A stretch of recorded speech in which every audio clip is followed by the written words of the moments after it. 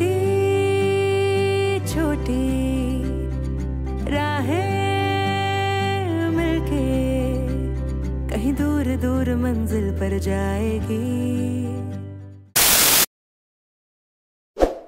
Good morning from Shyamlatal lake Sukhidang. আমরা উঠে পড়েছি, উঠে এখন ফ্রেশ হতে সবাই যাব। এগুলো এখন প্যাকিং করতে হবে। আমি বাইরেটা ঘুরিয়ে দেখাচ্ছি কোথায় আমরা ক্যাম্পিং করেছিলাম। এই হচ্ছে সামনেরটা, সামনে শ্যামলাতাল লেক, এই যে দেখা যাচ্ছে লেক, আর ঠিক তার নিচে আমাদের ক্যাম্পিং। এই যে এখানে ক্যাম্পিং করেছিলাম। জয়দা সবাইকে ঘুরিয়ে একটু দেখে দাও শ্যামলাতাল লেক আর আমাদের ক্যাম্পিং লোকেশন। এই নাও, এই যে ক্যাম্প আমাদের, আর ক্যাম্পের বাইরে সকাল হয়ে গেছে। লোকাল ছেলেগুলো এখানে এখন জগিং করছে একটু। অসাধারণ জায়গা, অসাধারণ। হ্যাঁ, দারুণ দারুণ। এবার গোছাগুছির পালা। চলুন দেখাতে থাকি আজকের দিনের জার্নি শুরু হবে কিভাবে। এই আমাদের টেন্ট এখন গোছানো হবে, জিনিসপত্র গাড়িতে লোড করে দিয়ে এসেছি। তো এখন গুছিয়ে তারপরে আবার গাড়ি প্যাক করে আমরা এখন বেরাবো। लंबी लंबी दूरी भी यूं ही चलते चलते कम होती जाएगी। कभी छाँव छाँव कहीं धूप सताएगी। सफर अनजाना सा है, रास्ता बेगाना सा है, हर मोड़ मोड़ पे कुछ नया सा है, हर मोड़ मोड़ पे कुछ नया सा है। ক্যাম্পিং এর পুরো সেটআপ আমরা তুলে নিয়েছি, পরিষ্কার করে দিয়েছি। এখন আমরা এখান থেকে বেরাবো। এখন চা খাবো, চা খেয়ে তারপরে আমরা সবাই আবার টনকপুরের দিকে যাব। Sorry, Pithoragarh, Dharchula. Good morning to all. আমরা ক্যাম্পিং সেরে সবকিছু কমপ্লিট করে সকালবেলা মোটামুটি হালকা ব্রেকফাস্ট চা খেয়ে এখন সুখী মানে শ্যামলাতাল থেকে নিচের দিকে নামা শুরু করলাম। আমরা যাব ধারচুলা। তো এই গাছের ফাঁক দিয়ে উল্টো দিকের পাহাড়ে রোদ পড়েছে, পুরো একদম মিঠে রোদ, ক্লিয়ার আছে।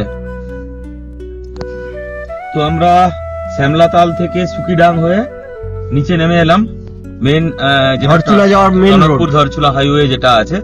এবারে এখান থেকে আমরা ডান দিকে নিয়ে ধারচুলার দিকে চলতে থাকবো। আমাদের সঙ্গে থাকুন। আজকের এই যাত্রাপথে আমার মনে হচ্ছে স্নোকেপ মাউন্টেন দেখা যাবে, কেন ওয়েদার এত বেশি ক্লিয়ার রয়েছে। তো সেটা আপনাদেরকে দেখাবো, তার সঙ্গে আরো যা কিছু পাবো। তো আমরা সুখিডাং বাজার পেরোচ্ছি। এখানটা বেশ ভালো রিফ্রেশমেন্ট পয়েন্ট। এখানে ছোট্ট বাজার, কিন্তু এখানে সবকিছু মোটামুটি অ্যাভেলেবেল আছে। একদম প্রচুর গাড়ির রাশও থাকে। এই বাজার ক্রস করে গেলাম আমরা। তাহলে সারদা নদীকে পেরাচ্ছি নাকি? হ্যাঁ, সারদা নদী। সারদা মানে নেপালের সারদা, আমাদের কালী। একটা ছোট্ট জনপদের মধ্যে দিয়ে যাচ্ছি। এরকম কত ছোট ছোট জায়গা পেরিয়ে পেরিয়ে চলে যাচ্ছি। হ্যাঁ, বেশ সকালবেলার মিঠে রোদ এসে পড়েছে, আর গ্রামগুলোকে অসাধারণ লাগছে। তো নাম জানি না আমরা। এতক্ষণ বাদে অ্যাকচুয়ালি একটা ধসপ্রবণ জায়গা পেলাম, যেখানে এখনো কাজ চলছে, মনে হচ্ছে ধসে গেছিল অনেকটাই। হ্যাঁ,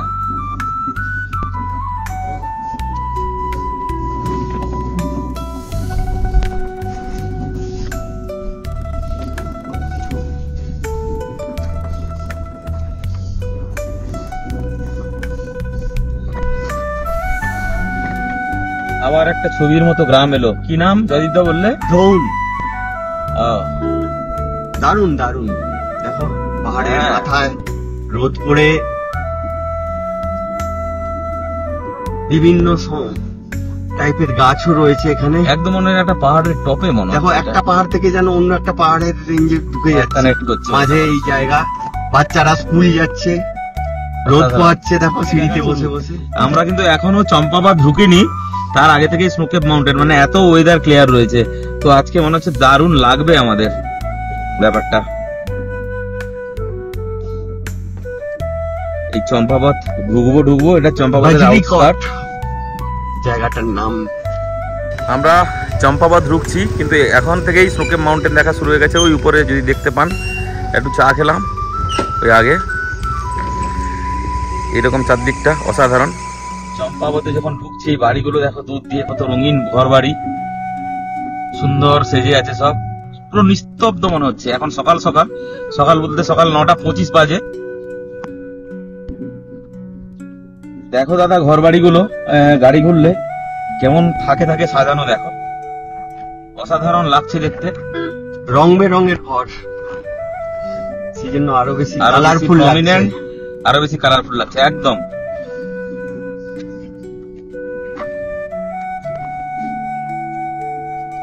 পুরো শহরের প্রায় মাঝখানে ঢুকে পড়েছি আমরা। এটা কি চম্পাবতের মেন মার্কেট? এবং দীপাবলি যেহেতু খুবই আসন্ন, সেই জন্য পুরো সেজে উঠেছে একদম। এদিকে চারিদিকে নর্থ ইন্ডিয়া তো দীপাবলি খুব ফেমাস না দাদা? হ্যাঁ, আমাদের তো বাম দিকে নিতে হয় বোধহয়, নাকি? হ্যাঁ, বাম দিকে আমাদের নিতে হবে। কাঁচ নামিয়ে দরকার হলে জিজ্ঞেস করে নাও একবার। চম্পাবত কিন্তু অনেকটা বড় না জয়দীপদা? অনেকটাই বড়।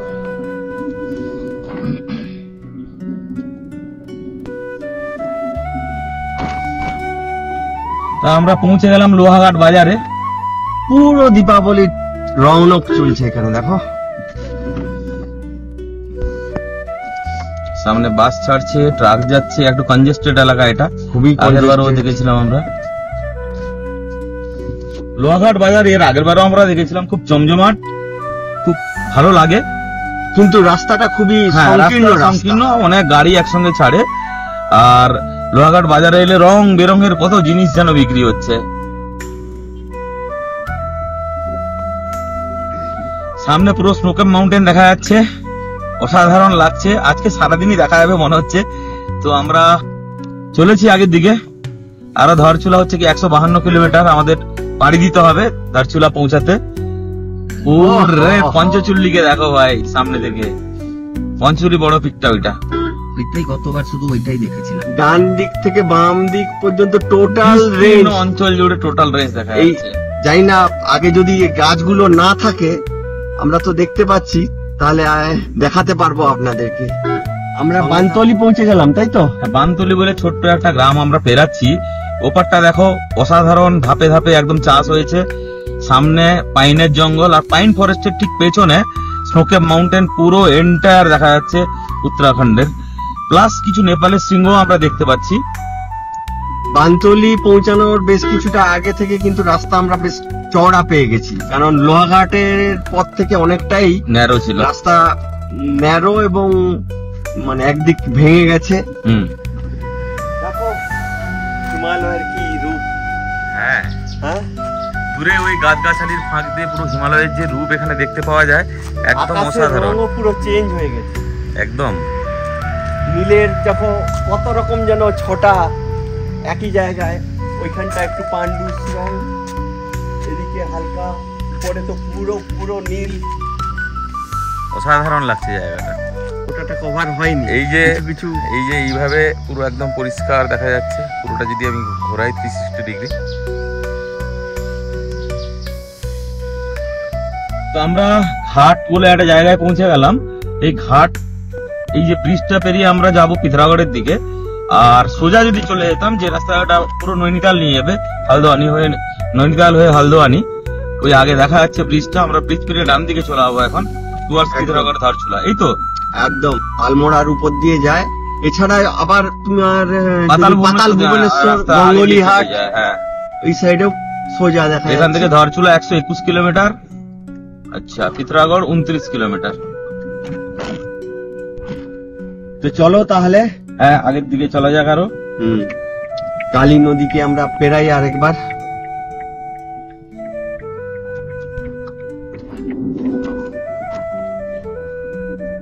এই যে ব্রিজটা পেরাচ্ছি এখন, দিয়ে আমরা ডান দিকে চলে যাব। আমরা ডান দিকে চলে যাবো। বাম দিকে আছে, খুব জাগ্রত। আগের বারে আমরা দাঁড়িয়েছিলাম পূর্ণা দেবী মন্দির। এই দেখা যাচ্ছে বাম দিকটা। অনেকে দাঁড়িয়েছে এখানে, এই জল নিয়ে যায় অনেকে। আমরা পিথোরাগড়ের কাছাকাছি চলে এসেছি, শহরে ঢুকবো এবারে। তারপরে পিথোরাগড়কে রেখে এখন বাজে 12:21। পিথোরাগড়কে সামনে মানে পেছনে রেখে আমরা ধারচুলার দিকে যাব। তারপরে আমরা লাঞ্চের কথা ভাববো ওইদিকে। হ্যাঁ, এবারে তো আমাদের হোটেলও যেহেতু ঠিক করা আছে, হ্যাঁ, আর কোনো চাপও নেই, ওই জন্য টাইম কাটিয়ে যাচ্ছি আমরা। তাহলে পিথোরাগড়ে ঢুকলাম দাদা। হ্যাঁ, পিথোরাগড় শহরটা দেখেছো কিরকম, বিশাল বড় মনে হচ্ছে। হ্যাঁ, 12:24 বাজে আমরা পিথোরাগড় ঢুকে পড়লাম। এখানে আমাদের থামার নেই, আমরা অ্যাকচুয়ালি আগের দিকে চলে যাবো। গতবার যখন এসেছিলাম মনে হয় আরো বেশি কনজেস্টেড ছিল। হ্যাঁ, এখন অ্যাকচুয়ালি 12:30 বাজে, বুঝলে, একটু দুপুর অফিস কাছারিতে লোকজন ঢুকে গেছে। তো বিকালবেলা ছিল, পুরো একদম ফুল কনজেস্টেড ছিল। কি বলেছ? অনেক বড় গাড়ি। দেখুন পিথোরাগড় স্তরে স্তরে সাজানো। বাপরে, কত ঘর বাড়ি। প্রতিবারে গেছি, প্রতিবারে এই শহরটাকে অদ্ভুত ভালো লাগে। তা মোটামুটি আমরা পিথোরাগড় শহরটা পেরিয়ে এলাম, বাইপাস রোডে আছি, বাইপাস রোডে পেছনে ফেলে এলাম। তো আমরা আগে আমাদের কানালি ছেনা পড়বে আগে, তারপরে জলজিবি পড়বে, তারপরে আমরা থাকি। হ্যাঁ, চলতে থাকবো। ওগুলার কাছাকাছি গিয়ে একটু ফুয়েল আপ করবো ভেবেছি। কত কত জায়গা, কত কত নাম মনে পড়বে না। আসকোট, আমরা যেহেতু একবার গেছি এই রুটে, আমাদের কিছু জায়গার নাম মনে আছে। তবে হ্যাঁ, সঙ্গে থাকুন, দেখবেন আগে যদি ক্লিয়ার থাকে আকাশ, তাহলে হিমালয়ের রূপ আবার দেখা যায়। কানালি ছেনার আগে পরে বেশ ভালো ভিউ পয়েন্ট রয়েছে আর কি। তাহলে মোটামুটি পিথোরাগড়ের যে মেন বাঁ দিকের রাস্তাটা চলে যাচ্ছে, ওটা শহরের মধ্যে একদম চলে যাচ্ছে। বাস স্ট্যান্ডের উপর দিয়ে এই রাস্তাটা নেমে আসছিল। আমরা তো বাইপাস রোডে চলে এলাম। তো এগুলো পিথোরাগড়ের এক্সটেন্ডেড পার্ট আর কি, আউটস্কার্ট। দেখতে আমরা পিথোরাগড় থেকে বেশ কিছু দূর চলে এসেছি। সামনে দেখা যাচ্ছে অপূর্ব হিমালয়ের রূপ একদম। গোপ্রো অত নিতে পারবে না, কিন্তু খালি চোখে আমরা দেখতে পাচ্ছি। নৈনি পটল, আচ্ছা, জায়গার নাম নৈনি পটল। আমরা এখানে একটা মন্দির আছে, আগেও দেখে গেছিলাম, এবারও দেখছি। খুব সুন্দর একটা মন্দির আছে, রাস্তার উপরে পড়ে। এই যে ডান দিকে মন্দির, ডান দিকে মন্দির।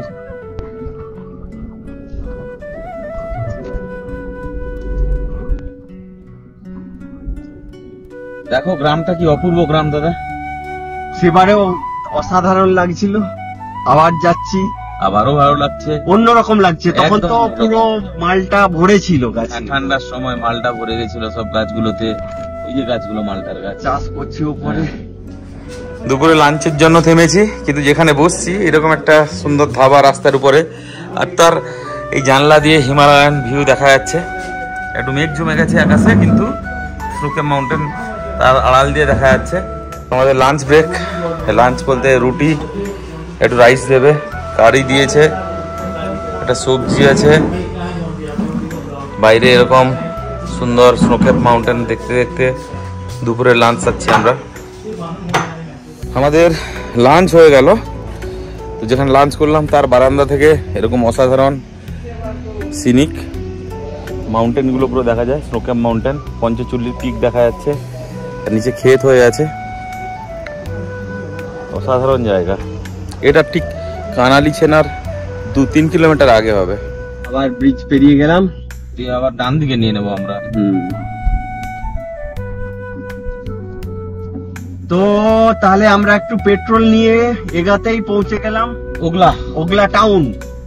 এখানটা একটা বড় জাংশন পয়েন্ট, চারিদিকে বিভিন্ন দিকে রাস্তা চলে যাচ্ছে। এই বাম দিকে চলে যাচ্ছে দিদিহাট, ডান দিকে ভাগি চৌড়া।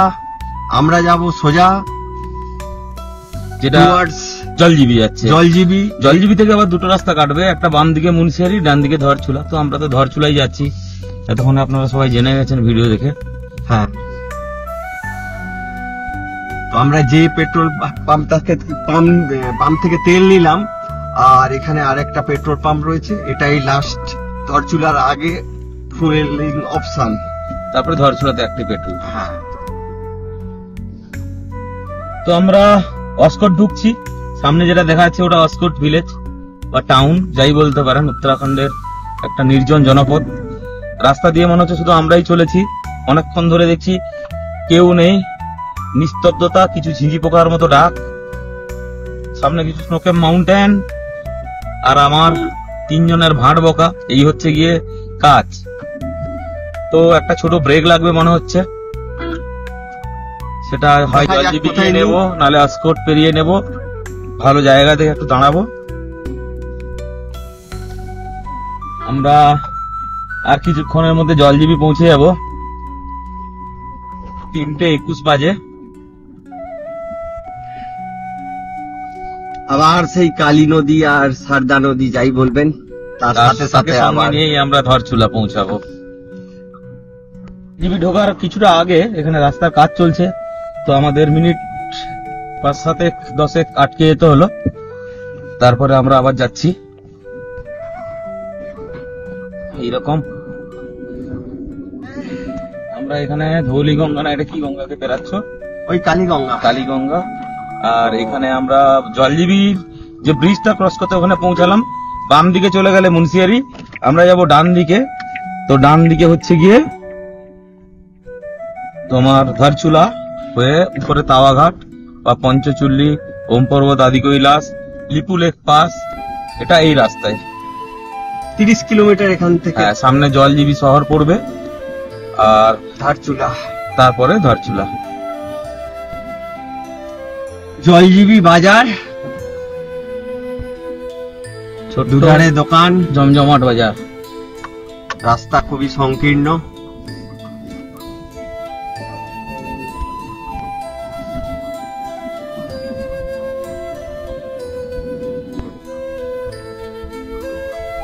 মৌফলি বেচছে, মৌফলি। জয়দীপ দা, কথা চলে এলাম, আর কথা বাকি আছে। এখন এসছি তাল্লা গাঁও। আচ্ছা, তো এই জলজিবির পরে ছোট ছোট গ্রামগুলো পাচ্ছি, এখানে একটু রাস্তাগুলো একটু খারাপ আছে, বাকি তো ঝাঁ চকচকে একদম ধাঁ চকচক। আমরা আর ধরচুলা পৌঁছাতে দেখাচ্ছে তো 17 কিলোমিটার। তো এই যে গ্রামের লোকের বাড়ির বারান্দার পাশ দিয়ে চলেছি, বাস দিয়ে একদম বালুয়াকোট।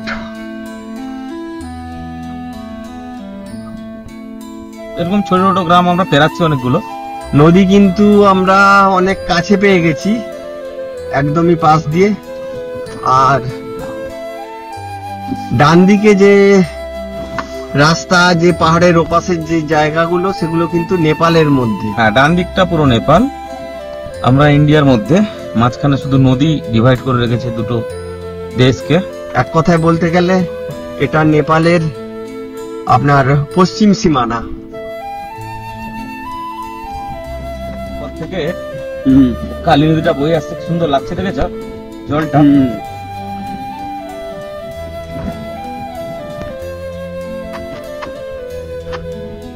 তো ডান দিকে একটা ব্রিজ দেখা যাচ্ছে নেপাল যাওয়ার। হ্যাঁ, ওটা কানেক্টিং করেছে এখনো, কিন্তু ইয়ে করেনি, মানে ছাড়া নেই। চলো দেখি। ধরচুলা যাওয়ার সময় কিন্তু এই গ্রামের মধ্যে প্যাচ গুলো এখনো হয়নি। আচ্ছা, এখানে যে কারণে এখানে একটা ব্রিজ তৈরি হয়েছে একদম নেপালের সঙ্গে ডাইরেক্ট কানেক্টিভিটি, তো এটা এখনো চালু করা হয়নি, চালু হয়নি আর কি, কোনো ব্যাপার স্যাপার আছে। এই যে ওই পারটা নেপাল, এপারটা ইন্ডিয়া। এমন হতে পারে ট্রেড রুটের জন্য হয়েছে, হয়তো হতে পারে। এই যে বন্ধ করা আছে, বুঝতে পেরেছ জয়দীপদা? দূরে ওই শহরটা যে দেখা যাচ্ছে না, হ্যাঁ ওটাই ধরচুলা। এখনো 6 কিলোমিটার যেতে হবে। রাস্তা তো কম বেশি খারাপই বেশি।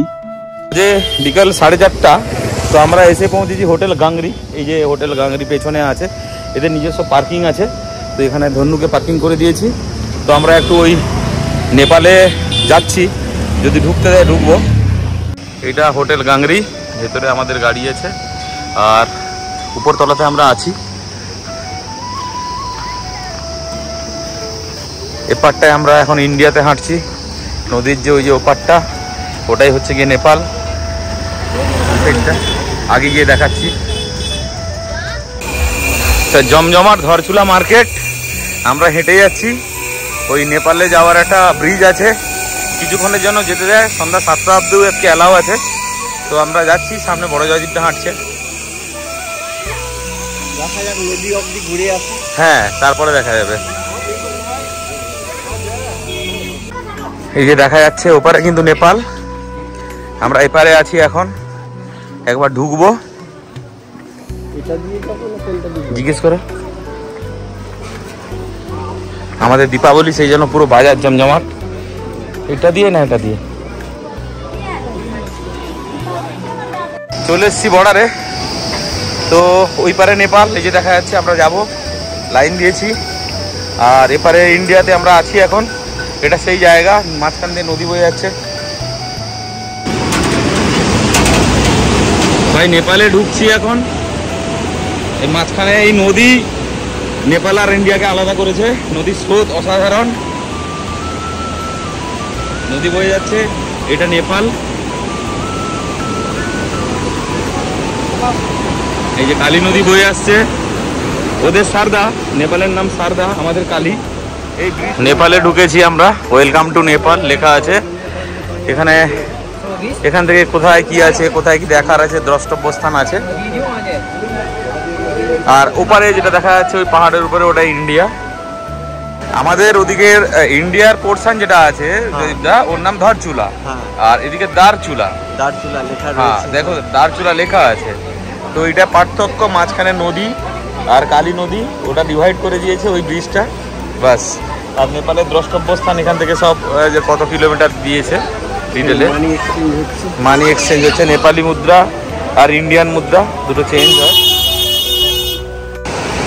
দেখো ভাই, এখন আমরা নেপালে দাঁড়িয়ে আছি, আমাদের ওপারে ইন্ডিয়া। এই ব্রিজের উপর দিয়ে এসছি, এই যে সামনে ব্রিজটা দেখা যাচ্ছে। আর মাঝখান দিয়ে এই নদীটা দেখো কি স্রোতে বয়ে আসছে, স্বচ্ছ জল একদম। এটা নেপাল, নেপালের ঘর বাড়ি, দোকানপাট, মানুষজন, যদিও একদম ইন্ডিয়া ঘেঁষা। হ্যাঁ হ্যাঁ, আমি জয়দীপ দা ভাই অনেক রোড ট্রিপ করি, এটাও তার মধ্যে অন্যতম একটা। আজকে নেপালের মাটিতে দাঁড়িয়ে আছি, সুদূর কলকাতা থেকে এসে, এটাও একটা অভিজ্ঞতা। ধরচুলাতে আমরা এরকম একটা রুম পেয়েছি, 1600 টাকা নিয়েছে। আর পাস উনি বানিয়ে দিয়েছেন 800 টাকা করে। হোটেল গাংরি, এদের পার্কিং আছে, আমি দেখাচ্ছি। এর সঙ্গে একটা বারান্দা আছে, একটা বড় বাথরুম আছে, 3 জন শোয়ার জন্য একটা এক্সট্রা গাদ্দা দিয়েছে। আর বারান্দা থেকে ওপারে নেপাল দেখা যাচ্ছে, কালী নদী, এই যে নদীর সোর আসছে। ওপারের যে লাইটগুলো দেখা যাচ্ছে ওটা কালী নদী। আর এই যে নিচে গাড়ি পার্কিং আছে, আমার নিচে জয়দীপটা দাঁড়িয়েছে, গাড়ি পার্কিং আছে। দীপাবলিতে ঘর সব সেজে উঠেছে। আমরা অ্যাকচুয়ালি দীপাবলির আগে এসেছি, তো আমরা এখন এখানে বারান্দাতে রান্না করবো ঠিক করেছি, ওনার পারমিশন নিয়েছি।